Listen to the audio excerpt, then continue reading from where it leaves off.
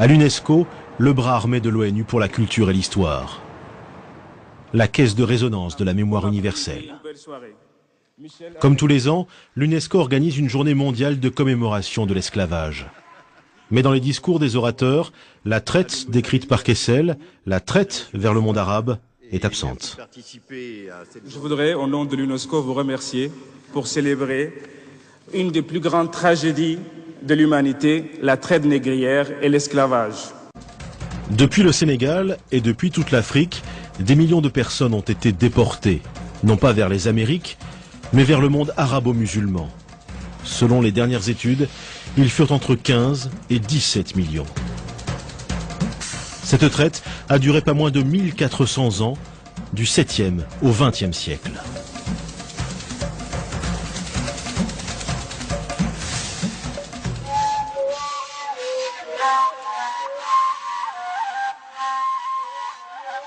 Une traite pourtant réduite à quelques légers pointillés sur la carte de l'UNESCO.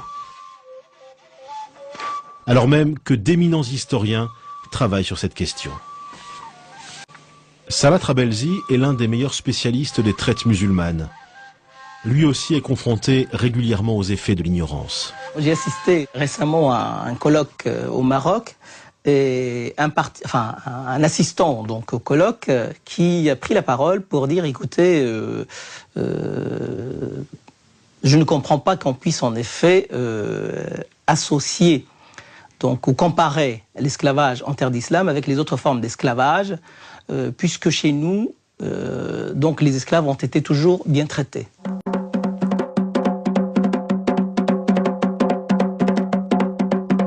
Pourquoi le monde, l'Europe, les Arabes, ont-ils voulu oublier cette histoire?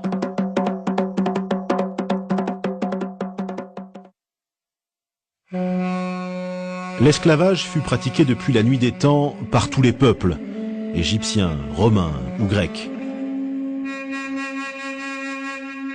Mais alors qu'en Occident, le christianisme y met fin, le monde arabe, lui, perpétue cette tradition.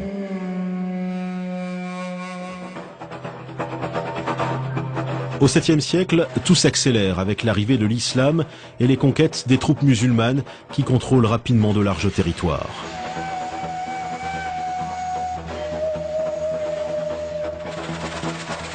On sait que justement dès le début de l'islam, la crise ou la pénurie de main-d'œuvre était criante et que là aussi la conquête donc avait aussi comme motif, parmi les motifs de la conquête, il y avait aussi ce besoin de capturer des hommes et d'en faire des esclaves, d'en faire justement une main-d'œuvre donc susceptible d'être engagée dans les différents chantiers donc qui allaient être mis en place.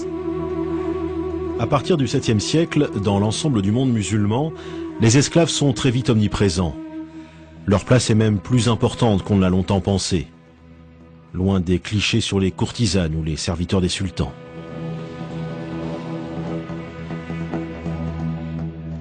La recherche aujourd'hui montre que les effectifs d'esclaves étaient plus importants et qu'il existait non seulement dans les demeures bourgeoises, mais qu'ils existaient aussi dans les campagnes, et qu'ils étaient employés non seulement en tant que travailleurs domestiques, mais aussi en tant que travailleurs productifs, sans parler de l'armée, etc.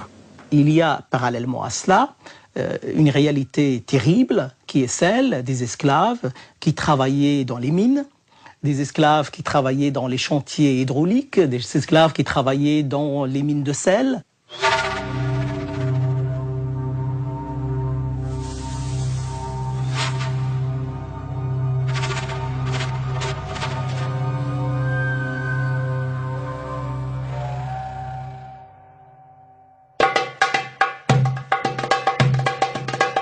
Avec le développement de l'empire arabo-musulman, la traite s'organise.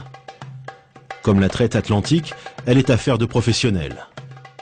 De puissants trusts régissent ce commerce, comme ceux du Caire. Dès le Moyen-Âge et jusqu'au 19e siècle, il existe même un syndicat des négriers qui négocie des commandes publiques avec l'État.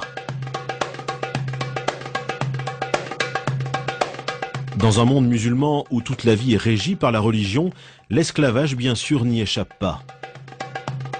Le Coran recommande, certes, de n'être pas trop dur avec les esclaves, mais il autorise cette pratique. L'esclavage n'est pas justifié du fait de la religion, mais la religion légifère sur l'esclavage. L'essentiel, c'est que c'est une société inégalitaire dans les faits, et cette inégalité est reprise dans les textes et légitimée par les textes, puisque le Coran parle en plusieurs termes des esclaves sans jamais remettre en question leur statut. Et le contraire eût été étonnant, parce qu'à l'époque, il était, dans le paradigme de l'époque, il est impossible de penser ces sociétés sans esclavage. En principe, l'islam n'autorise à réduire en esclavage que les non-musulmans. C'est ainsi qu'au cours des siècles, des centaines de milliers d'Européens, probablement 1 million, sont capturés. Mais l'Occident se défend. Comme les esclaves blancs se font rares, les musulmans se tournent de plus en plus vers l'Afrique.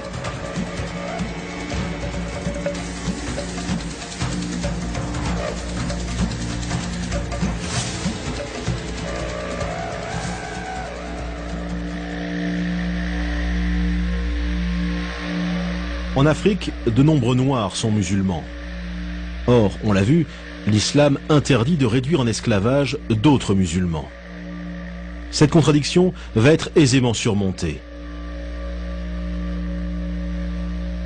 À mesure que le continent noir devient le principal réservoir d'esclaves, se développe un racisme qui justifie l'esclavage, comme dans la traite atlantique en somme. Il faut dire que bien avant que les chercheurs européens de l'anthropologie physique n'élaborent au XIXe siècle les théories raciales et fantaisistes que l'on sait, dans le monde arabe, on avait déjà figé dans le temps et de manière presque irréversible l'infériorité de l'homme nègre. Et cela par des érudits qui étaient respectés et très écoutés comme Ibn Khaldoun. Ibn Khaldoun, grand lettré du XIVe siècle, qui pourtant écrit « Les seuls peuples à accepter l'esclavage sont les nègres, en raison d'un stade inférieur d'humanité, leur place étant plus proche du stade animal. » Il est sûr qu'il y a, et là justement j'ai montré qu'il y a beaucoup de qualificatifs, beaucoup disons toute une vision du noir, de l'esclave, comme un être inférieur, etc. Il y a plusieurs termes en arabe. Pour dire esclave, on dit abd. On va dire ghulam, zinji, on va dire aswad. Alors, ce qui est intéressant, c'est que le terme de aswad veut dire noir. Hein? Zinji va également s'appliquer aux noirs issus de la région, donc de l'Afrique orientale. Donc, on va progressivement assister à ce que la connotation régionale ou ethnique devienne l'équivalent d'esclave. Hein? Et encore aujourd'hui, dans les sociétés maghrébines, à titre d'exemple, dans le sud de la Tunisie, plutôt que de dire noir, on dit un esclave, on dit abd. Au nom de ces théories, l'Afrique connaît 14 siècles de chasse à l'esclave.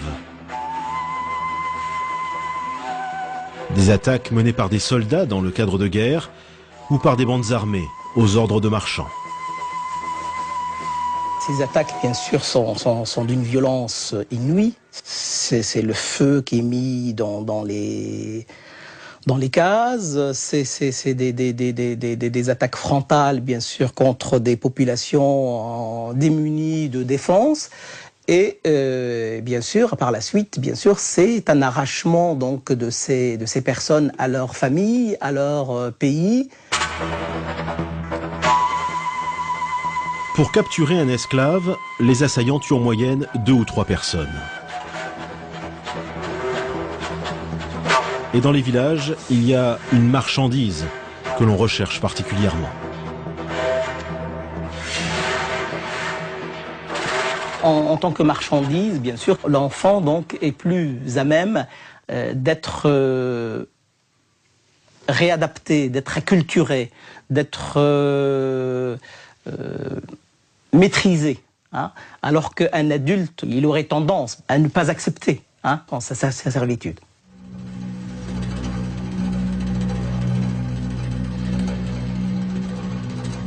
Une fois capturés, pour les esclaves, adultes ou enfants, commence alors un long périple.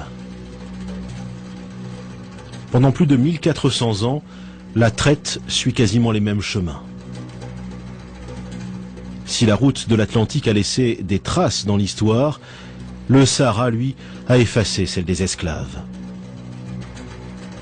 7 millions de personnes y auraient transité sous la conduite de négriers appelés des galabes, des bouviers. On ne distingue pas les esclaves des troupeaux d'animaux. La traversée du désert vers le Maghreb ou le bassin du Nil dure d'1 à 3 mois dans des conditions terribles. Certaines études ont semblé montrer que c'est d'abord ce premier voyage à l'intérieur du continent qui est qui fait le plus de victimes. Seuls ceux qui étaient en très bonne santé donc, pouvaient arriver donc, au terme de la caravane. Manque d'eau, maladie, épuisement, 20 à 30% des captifs succombent. Une mortalité qui approche celle de la traite atlantique. Les esclaves sont également transportés par bateau vers la péninsule arabique ou le Caire. Jusqu'au XXe siècle, 8 millions de personnes auraient ainsi été déportées par la mer Rouge. Ils sont entassés dans des boutres, dans des conditions qui, là encore, n'ont pas grand-chose à envier aux navires négriers européens.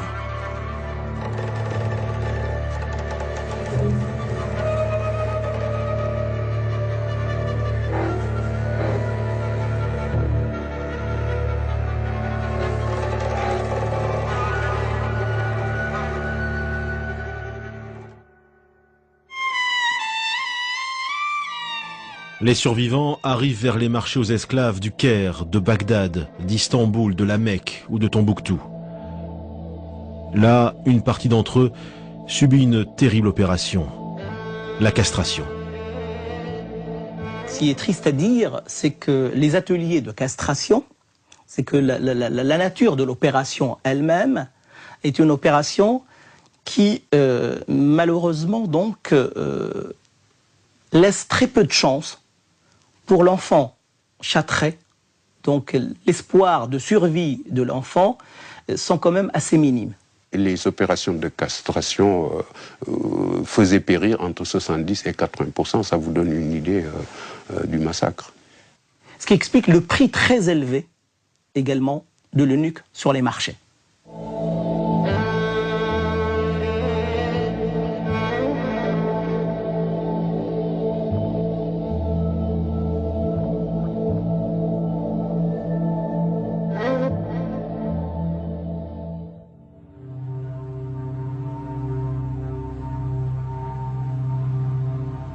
Malgré sa cruauté, la traite orientale a duré jusqu'au début du XXe siècle, sans être remise en cause.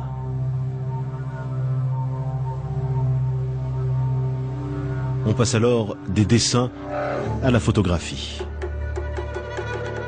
En 1880, des voyageurs anglais découvrent et photographient ces bateaux chargés d'esclaves.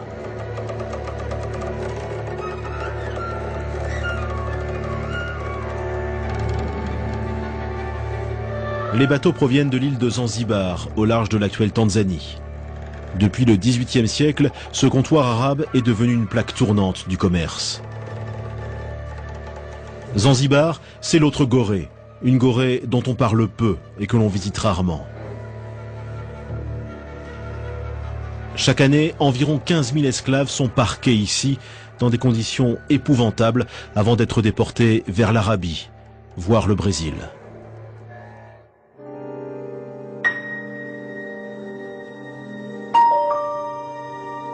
Ces photos prises à la fin du XIXe siècle donnent une idée d'une pratique ancestrale.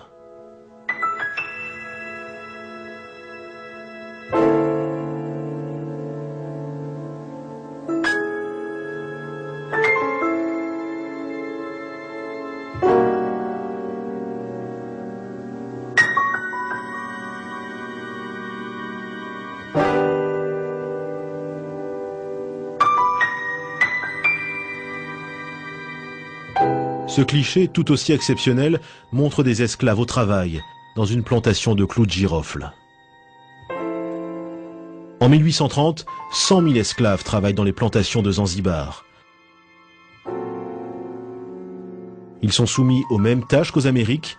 La mortalité y est équivalente, car les mauvais traitements de la part des maîtres sont monnaie courante.